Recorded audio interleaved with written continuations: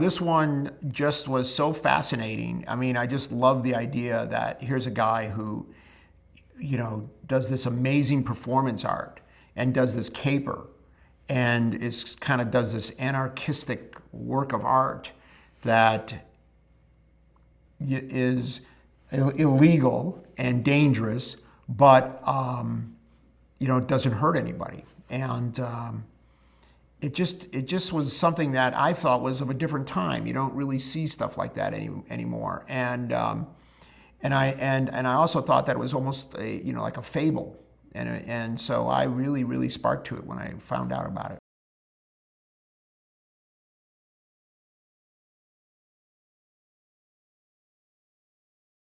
He saw the two towers and he literally drew a pencil line between the two towers and said, I've got to put a wire between those towers. I got to walk. It's like, in his mind, he believes that those towers were built for him to create this performance, just like he felt that Notre Dame was for him, Notre Dame was for him. And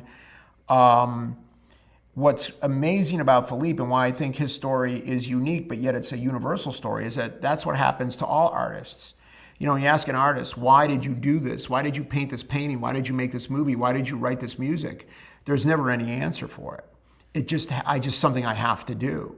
And anyone who creates any type of art, and we all do, so we all have our own artistic expression, will identify with that thing that was inside Philippe where he had to do this no matter what.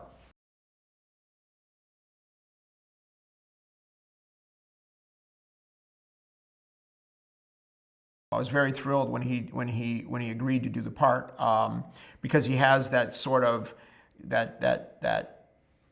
gravitas that the real Papa Rudy had. I mean, the real Papa Rudy I've obviously never met him because he died way before I started even this project. But what I've read and what people have told me about him is he was a force. He had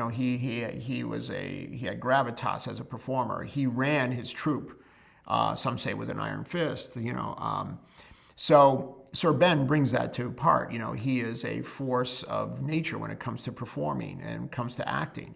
And so he brought that with him. But he also has, he had a real sense of the character and relished in giving this guy, the eccentricity that he would have had to be this patriarch of a wire walking troupe and to be this strange guy who we believe was Czech, but he's in Paris and he spoke all these different languages and was this amazing character. And Sir Ben, just was able to bring all of that to life.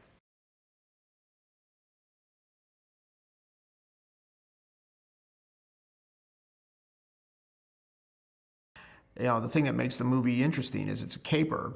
And it's a caper, but nobody is hurting anyone. Nobody is stealing microfilm. Nobody's stealing diamonds. But everything has to be done surreptitiously and under the radar. So it's kind of exciting in that regard. So the story kind of follows that, hosted by Joe, who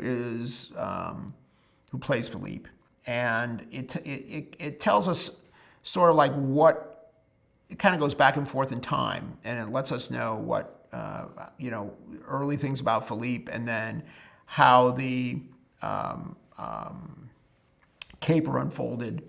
And the thing that separates our movie from any other telling of this story is we present the actual walk itself, which is actually really a very emotional sort of climax of the film, and it does become this kind of really almost spiritual or sacred thing that happens to this artist when he actually has this years and years and months of planning this thing, and then finally he's out there and he's doing this thing that he's dreamed about for so long.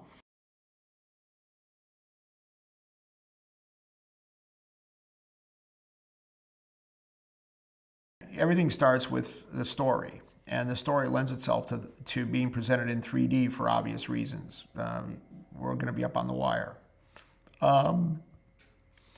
Technology has evolved to a place where you know, the actual process of 3D that we use nowadays has been around for almost 50, 60 years. What makes it work is digital cinema, because both in the recording of the image, which can then be broken apart, and the offset can be put on, the parallax can be put on. But also, more importantly, it's presented in the theater digitally.